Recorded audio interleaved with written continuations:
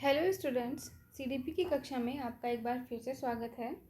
पिछली कक्षा में हमने अधिगम के बारे में काफ़ी डिटेल में पढ़ा था और मैंने आप सबको बताया था कि अधिगम चैप्टर इतना इम्पोर्टेंट है आपके लिए कि ये लगभग जिसको कि हम बैकबोन बोल सकते हैं ऑफ सीडीपी। यानी कि आपसे बोला था कि अधिगम चैप्टर को पढ़ने के लिए ही आपने स्टार्टिंग के जो चैप्टर पढ़े हैं वो थे, और अधिगम के बाद जो आप चैप्टर पढ़ोगे वो भी आप अधिगम से रिलेटेड ही पढ़ोगे। यानी कि सबसे मेन चैप्टर अभी कंप्लीट हो चुका है। तो चलिए अब आगे हम देखते हैं, और इन सब में आपका अधिगम चैप्टर का यूज़ होगा। तो अगर वो वीडियो नहीं देखी है तो उसको जा करके आप प्लेलिस्ट में ज़रूर देख लीजिएगा। तो हम चैप्टर 5 स्टार्ट कर रहे हैं, अभिप्रेरणा, ध्यान एवं अभिरुचि। यानी कि 3 चीज़ों के बारे में हम पढ़ेंगे, अभिप्रेरणा, ध्यान और अभिरुचि के बारे में। अच्छा, हमने अधिगम के बारे में पढ़ा था तो हमने देखा था कि अधिगम में तत्परता का नियम था। ठीक है, तत्परता का नियम था। यानी कि कोई भी बच्चा या कोई भी पर्सन जब किसी चीज़ को सीखने के लिए तैयार होता है, तत्पर होता है, तभी वो उस चीज़ को अच्छे से सीख पाता है।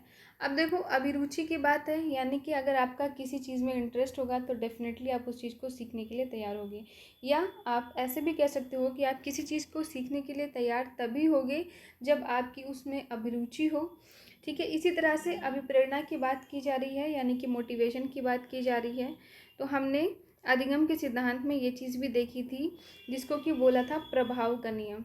ठीक है, प्रभाव का नियम हमने पढ़ा था कि हमें जैसा रिस्पॉन्स मिलता है पॉजिटिव या निगेटिव, तो हम उस चीज़ के लिए और प्रेरित होते जाते हैं। प्रेरित यानी कि अभिप्रेरणा। ठीक है, तो वो ये चैप्टर आपका चैप्टर जो अधिगम वाला था, चैप्टर 4 था, उससे रिलेटेड ही है ऑफकोर्स। तो चलिए शुरू करते हैं। सबसे पहले देखते हैं अभिप्रेरणा यानी कि मोटिवेशन क्या होता है। तो किसी काम को करने के लिए जब आपके अंदर से प्रेरणा आती है, आप खुद ब खुद प्रेरित होते हो, ठीक है, उसी को आप मोटिवेशन कहते हैं। अब इसका हम डिटेल देखते हैं।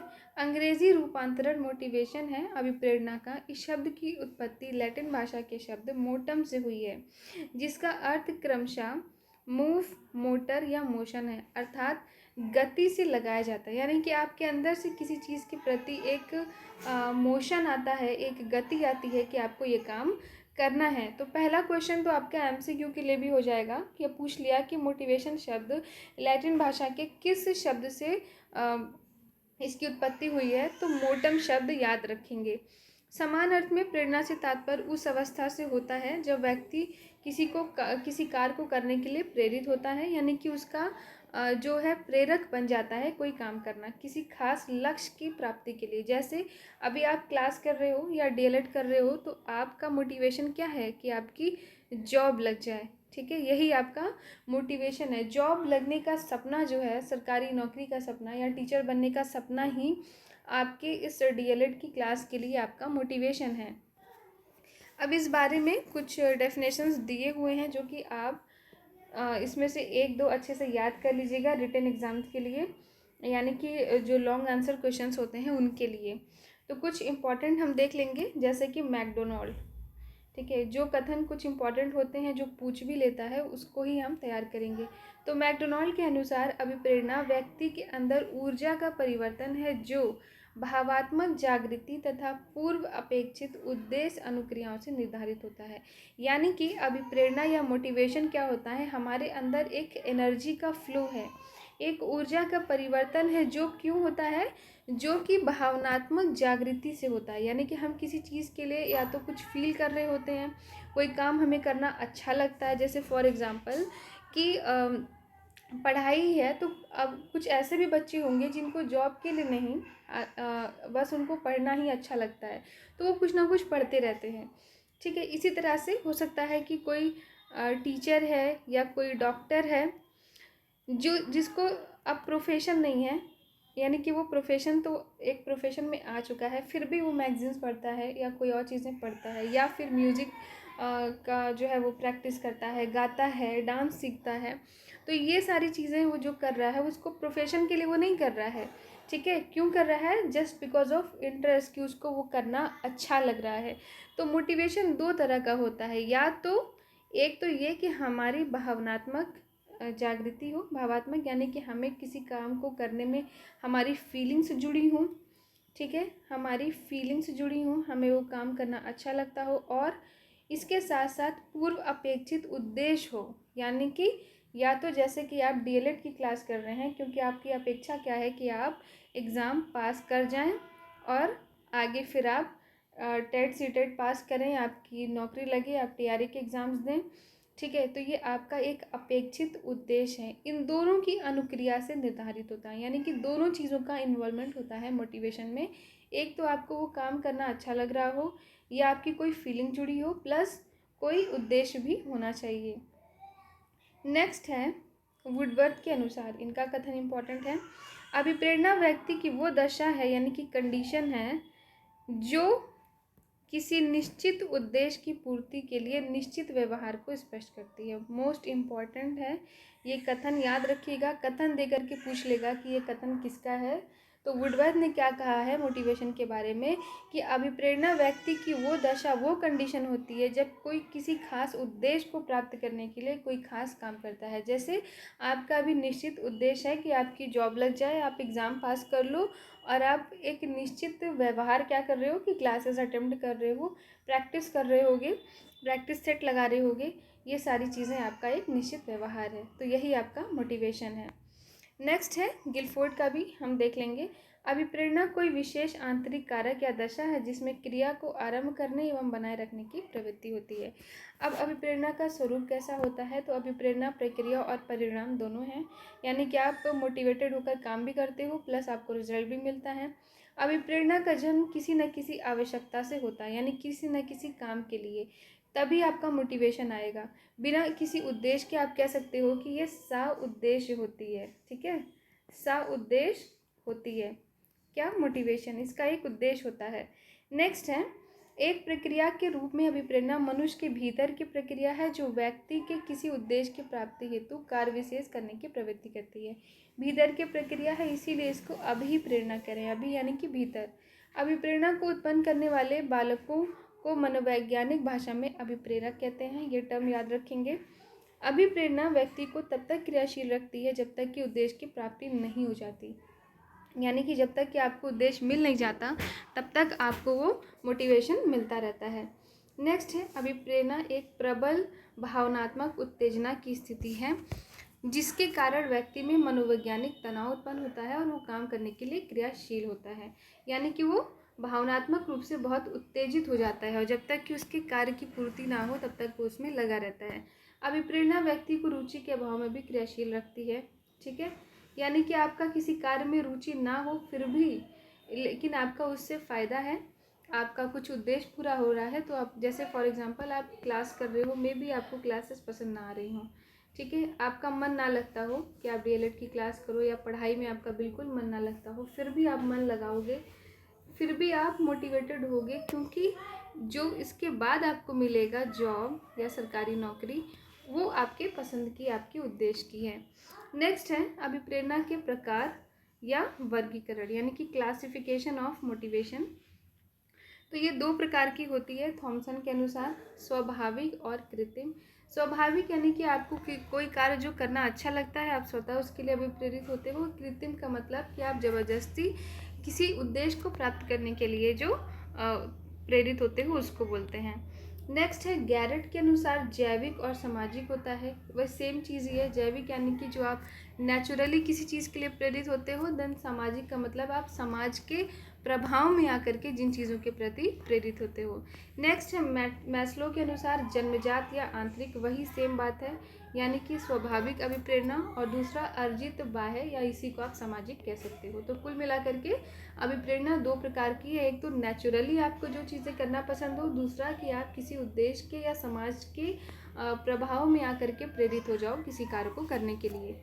अभिप्रेरणा का शैक्षिक महत्व क्या है, तो अधिगम्य प्रोत्साहन के लिए। ठीक है, जैसे बच्चा अगर पढ़ाई नहीं कर रहा होता है तो आप उसको क्या है, छोटे बच्चों को हम टॉफ़ी का, चॉकलेट का, इनका दे देते हैं मोटिवेशन। थोड़े बच्चे बड़े होते हैं तो हम उनको प्रशंसा के बोल देते हैं, उनको अवार्ड्स देते हैं, रिवॉर्ड्स देते हैं, और बच्चे जब और बड़े होते हैं, व्यस्त हो जाते हैं, तो फिर उनके लिए मोटिवेशन क्या होता है, फिर वो टॉफ़ी से नहीं मोटिवेटेड होते, बल्कि उनका मोटिवेशन क्या होता है कि उनकी जॉब लग जाए, जो कि उनके लिए ज़्यादा इम्पॉर्टेंट है। तो प्रोत्साहित करके हम अधिगम का कार्य आसानी से कर पाते हैं। नेक्स्ट है अनुशासन, भी इसी प्रकार से हम विकसित कर सकते हैं। इसी सेम प्रकार से हम मार्गदर्शन के लिए भी यूज़ कर सकते हैं अभिप्रेरणा का, अधिकाधिक ज्ञानार्जन के लिए, यानी कि मोटिवेटेड करके आप किसी भी कार्य को बहुत सरलता से और बहुत ही ज़्यादा रैपिड, यानी कि बहुत फास्ट वे में, बहुत ही ज़्यादा तरीके से आप सिखा सकते हो। ठीक है, यही मोटिवेशन होता है। क्रो के अनुसार अध्यापक विद्यार्थियों में प्रतियोगिता की भावना का विकसित करके उन्हें अधिकाधिक ज्ञानार्जन हेतु अभिप्रेरणा प्रदान कर सकता है, यानी कि उनके अंदर जो है वो कंपटीशन की भावना ला करके भी आप उनको मोटिवेटेड कर सकते हो। फॉर एग्जांपल, आपने क्लास को 2 हिस्से में डिवाइड कर दिया, बॉयज़ में और गर्ल्स में, और कोई कंपटीशन कराया कि देखते हैं बॉयज़ जीतते हैं या गर्ल्स जीतते हैं। तो इस तरह का मोटिवेशन भी आप बच्चों को दे सकते हो।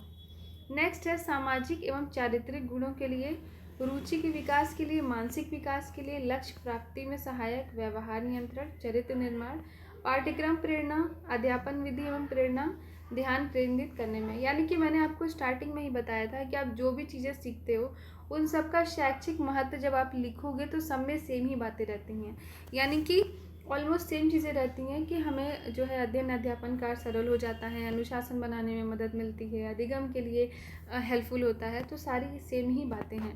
अब नेक्स्ट है अभिप्रेरणा की विधियाँ क्या हैं। तो रुचि है, यानी कि जब बच्चे की रुचि होगी किसी कार्य में तो ही वो मोटिवेटेड होगा। दूसरा है सफलता का ज्ञान, यानी कि उसको सफलता के बारे में बता के आप मोटिवेटेड कर सकते हो। इस बारे में फ्रेंडसन के अनुसार सीखने के सफल अनुभव अधिक सीखने की प्रेरणा देते हैं। तो ये इम्पॉर्टेंट कथन है, ये ध्यान रखिएगा। नेक्स्ट है कंपटीशन की भावना आ जाती है। इसमें सामूहिक कार्य करने में हेल्प मिलता है, प्रशंसा निंदा का प्रभाव पड़ता है, पुरस्कार एवं दंड, ये सारी चीज़ें भी हैं जिनको कि हम ध्यान, खेल, सामाजिक कार्यक्रम, सहभागिता, परिणाम का ज्ञान, उचित दृष्टिकोण, तो ये सब हमें नहीं देखना है, क्योंकि ये सब आपके आंसर राइटिंग के लिए हैं, इनका कोई खास रोल नहीं है। आपको केवल क्या बातें ध्यान में रखनी है कि मोटिवेशन शब्द किस शब्द से उत्पत्ति है, लैटिन भाषा से, क्या शब्द था, मोटम, ठीक है, कितने प्रकार का होता है, 2 प्रकार का, एक आंतरिक और दूसरा की बाहरी या सामाजिक या कृत्रिम। बस आपको इतनी बातें अधिगम में मोटिवेशन में यानी अभिप्रेरणा में ध्यान में रखनी है, ठीक है, और बाकी शैक्षिक महत्व तो सारी चीज़ें सेम ही हैं। नेक्स्ट है विभिन्न क्षेत्र में अभिप्रेरणा की भूमिका, सेम वही चीज़ें फिर से आ गई हैं रिपीटेड। सीखने सिखाने की प्रक्रिया में इसका रोल है, विद्यालय व्यवस्था के संदर्भ में, यानी कि अनुशासन बनाए रखने में। नेक्स्ट, तो ये सारी चीज़ें सेम है। तो अब हम नेक्स्ट बात करेंगे ध्यान या अटेंशन के बारे में। ध्यान का अर्थ और परिभाषा। तो ध्यान क्या है, रॉस के अनुसार, इनका कथन इम्पॉर्टेंट है, रॉस के अनुसार ध्यान विचार की किसी वस्तु को मस्तिष्क के सामने स्पष्ट रूप से उपस्थित करने की प्रक्रिया है, यानी कि attention is a process of getting an object of thought clearly before the mind, यानी कि हमारे दिमाग में, हमारे मन में दिन भर कुछ ना कुछ विचार आते रहते हैं, तो किसी एक विचार का स्पष्ट रूप से होना ही क्या होता है, ध्यान होता है, ठीक है। यानी कि हम क्या बोलते हैं, फोकस करने की जो बात करते हैं कि ध्यान लगाओ, तुम्हारा ध्यान कहाँ, इस तरह की बातें हम करते हैं ना, तो ध्यान का मतलब किसी एक चीज़ के बारे में ही, किसी एक विचार के बारे में ही सोचना। नेक्स्ट है मैकडूगल के अनुसार, इनका भी कथन इम्पॉर्टेंट है, अवधान उस चेष्टा या इच्छा को कहते हैं जिसका प्रभाव ज्ञान प्रक्रिया पर पड़ता है। तो यहाँ से ये बात भी ध्यान रखेंगे कि ध्यान को ही अवधान भी कहते हैं। नेक्स्ट है वैलेंटाइन का कथन है, अवधान मस्तिष्क की शक्ति न होकर संपूर्ण रूप से मस्तिष्क की क्रिया या अभिवृत्ति है। अब इसकी विशेषताएं क्या हैं, चंचलता। तो ध्यान प्रक्रिया चंचल होती है, किसी एक वस्तु पर हम 5 से 6 सेकंड से ज़्यादा समय तक ध्यान नहीं टिका सकते हैं, ये फैक्ट ध्यान में रखना है, ठीक है। यानी कि ध्यान लगाना इतना आसान नहीं है, हम एक चीज़ पे फोकस कर भी रहे होते हैं तब भी हमारे मन में कई चीज़ें चल रही होती हैं। जैसे आप अभी पढ़ रहे हो तो पढ़ते पढ़ते ही आपके दिमाग में कई सारी चीज़ें चल रही होंगी, तो एग्जैक्ट हम नॉर्मली 5 से 6 सेकंड तक किसी एक चीज़ पर फोकस कर पाते हैं, क्योंकि हमारा मन कैसा होता है, चंचल होता है। नेक्स्ट है चयनात्मक स्वरूप यानी कि सिलेक्टिव नेचर। तो अवधान एक चयनात्मक मानसिक प्रक्रिया है, यानी कि कई चीज़ें जो हमारी माइंड में चल रही होती हैं, फिर किसी एक चीज़ पे फोकस करना होता है हमें। तो वातावरण में उपस्थित सभी वस्तुओं की ओर व्यक्ति का ध्यान नहीं जाता है, वो अपनी आवश्यकता और रुचि के अनुकूल एक या अधिक वस्तुओं को चुनकर उनकी ओर ध्यान देता है। जैसे भूखे का ध्यान किधर जाना, खाने की ओर जाना। ठीक है, कहते हैं ना कि सावन के अंधे को हर चीज़ हरी नज़र आती है, तो वही सेम चीज़ है कि हमारा ध्यान उन्हीं चीज़ों पर जाता है जैसा हम सोच रहे होते हैं, जैसे हमें आवश्यकता हो। नेक्स्ट है शारीरिक समायोजन। शारीरिक समायोजन भी ध्यान की एक विशेषता है। जिस वस्तु की ओर हम ध्यान देते हैं, हमारा शरीर भी उसी की ओर एडजस्ट हो जाता है। जैसे जब एक बिल्ली चूहे पर घात लगाती है तो एक विशेष शारीरिक मुद्रा में होती है, जिससे हम जान जाते हैं कि उसका ध्यान चूहे पर है। जैसा कहते हैं ना कि कान खड़े करना, ठीक है, तो हमारा शारीरिक समायोजन भी ध्यान के अकॉर्डिंग हो जाता है। नेक्स्ट है उद्देश्यपूर्ण प्रक्रिया। तो हम किसी चीज़ पे ध्यान लगाएंगे ही क्यों, कोई ना कोई हमारा उद्देश्य उसमें छिपा होगा। अवधान विस्तार। एक व्यक्ति सभी उद्देश्य पर एक साथ अपने ध्यान को केंद्रित करने में समर्थ नहीं होता।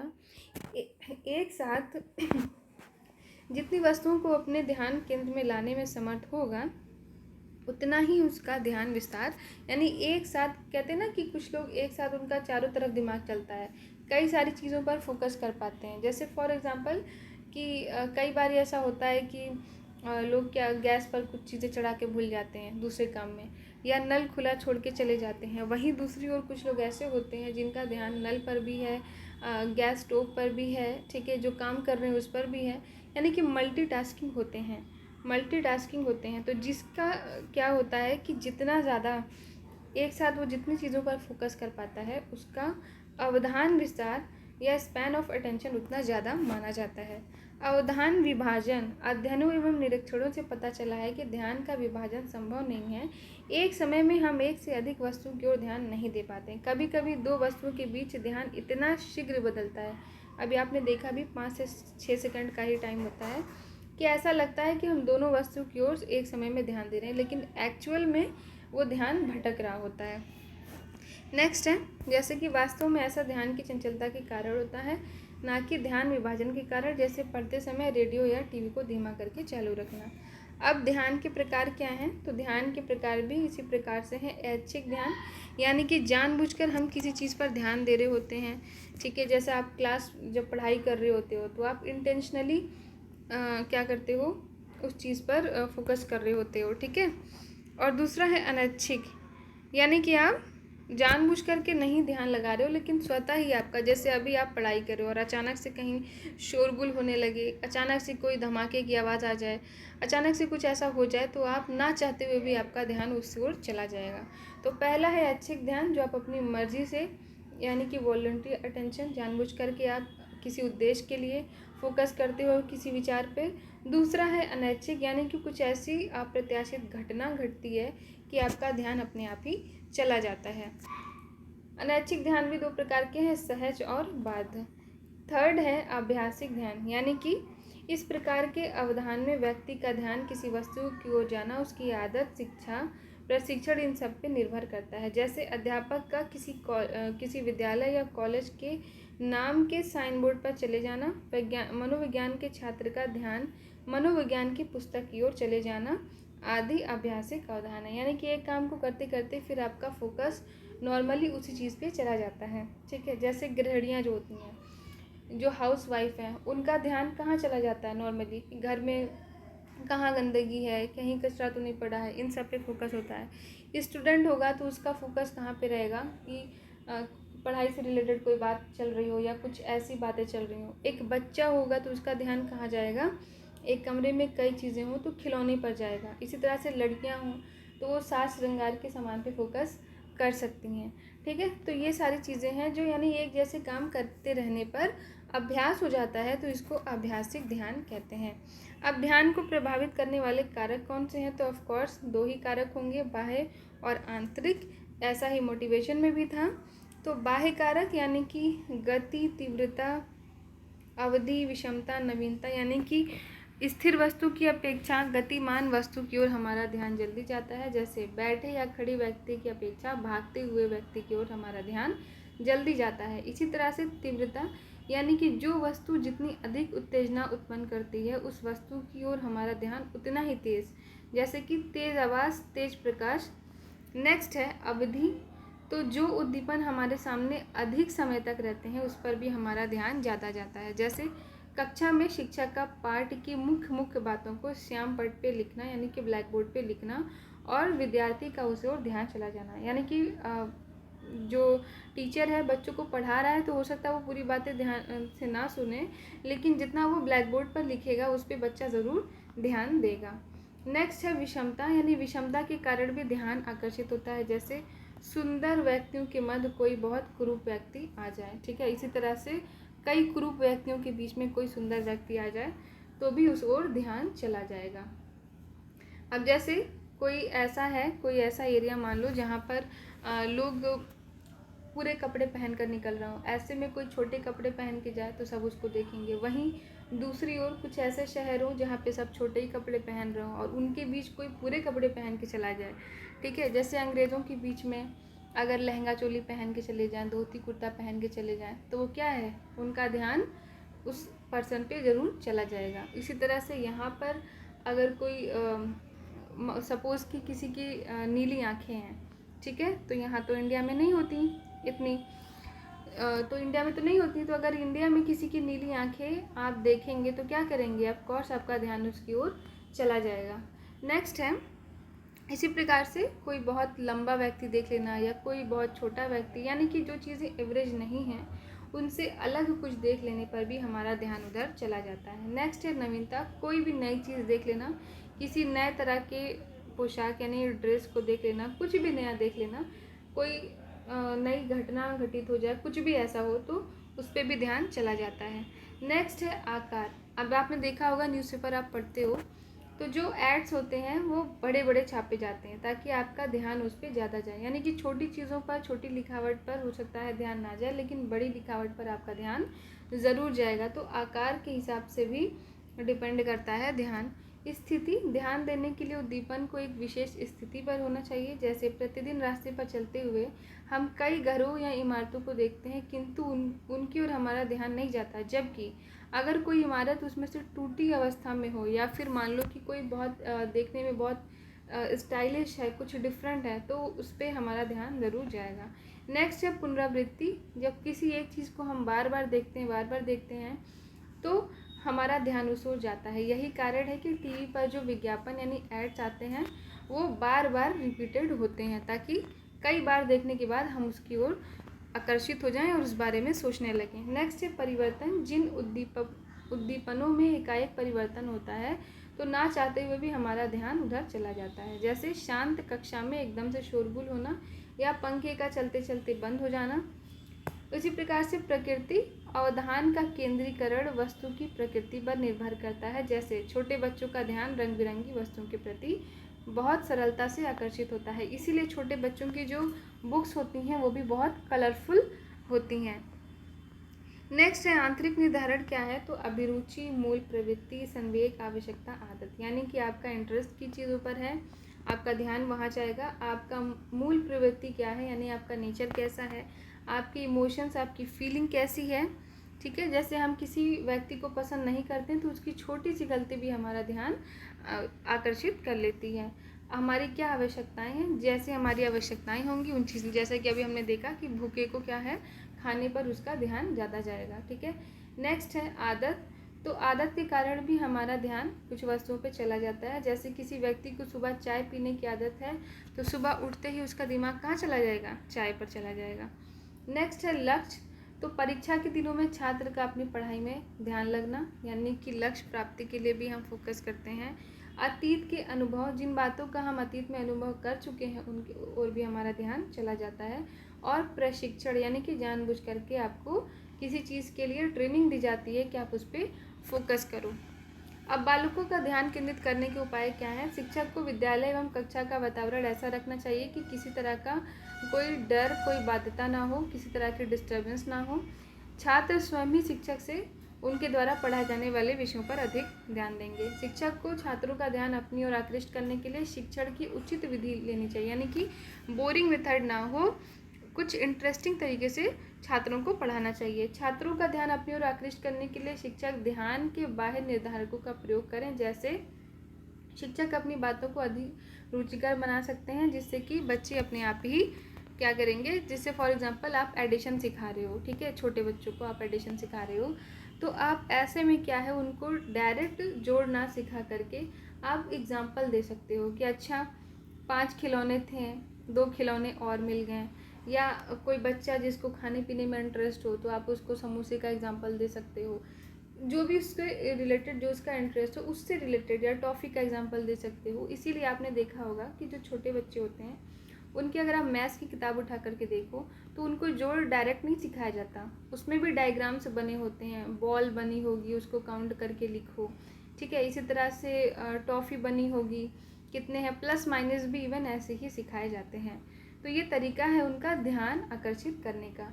नेक्स्ट है, यदि शिक्षक चाहे तो छात्र उसकी बातों तथा अपनी पठन सामग्रियों के प्रति रुचि उत्पन्न हो तो कक्षा में क्लिष्ट भाषा का प्रयोग ना करें, क्योंकि अवधान का एक नियम ये भी है कि जिन वस्तुओं का अर्थ व्यक्ति द्वारा नहीं समझा जाता उस पर ध्यान नहीं देता, यानी कि उनकी भाषा में। इसी वजह से अब क्या बोलते हैं कि जो प्राइमरी है उसमें बच्चे को मातृभाषा में सिखाओ, जिससे कि बच्चे को समझने में आसानी रहे।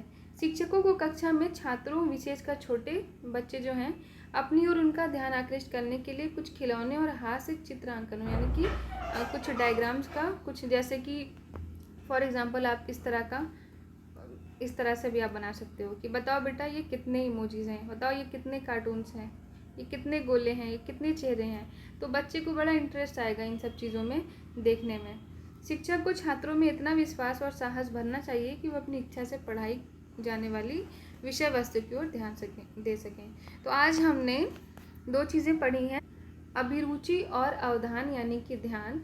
अब कल हम हमने क्या पढ़ा है, 2 चीज़ें पढ़ी हैं, अभिप्रेरणा और अवधान। अब हम कल की कक्षा में अभिरुचि पढ़ेंगे और उसके बाद इस चैप्टर से रिलेटेड MCQ कवर करेंगे। तो आज के लिए इतना ही। पढ़ाई करते रहिए, रिवीजन करते रहिए, परीक्षा बिल्कुल सर पे है। और सीरीज़ आप सब मंगवा लीजिएगा अमेज़ॉन या फ्लिपकार्ट से, और उससे भी प्रैक्टिस करिएगा। बाकी आपको प्रैक्टिस इस चैनल पर भी करवाई जाएगी एग्ज़ाम से पहले। तो बस आज के लिए इतना ही।